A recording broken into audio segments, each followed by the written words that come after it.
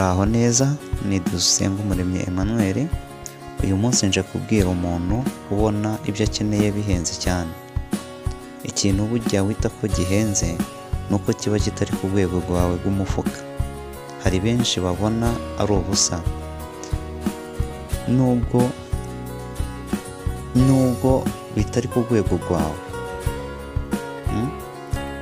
bwose, ahubwo kora ku buryo ibyo ubona uyu munsi bihenze ejo uzajya kubigura utitaye ku giciro cyabyo. Ibyo ari byo byose wazaba ukeneye, mukunda, haranira ahazaza uzahageraho.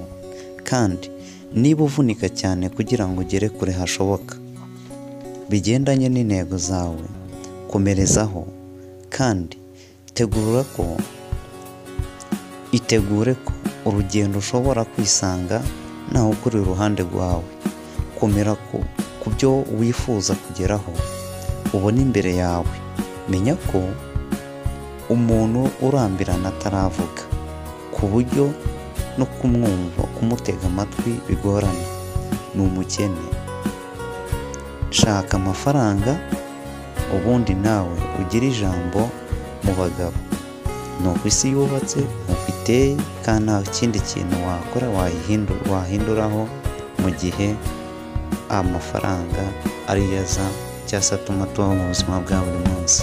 Nawe ushaka amafaranga, ejo heza kenshi ni ukudutegura, ariko bijyanye n'amafaranga. Murakoze, ndagusaba gukora subscribe kuri iyi channel, ube mu ba mbere bazajya bakurikira ibiganiro ndetse n'ibindi by'ubwenge tujya tubagezaho nk'ibi ngibi.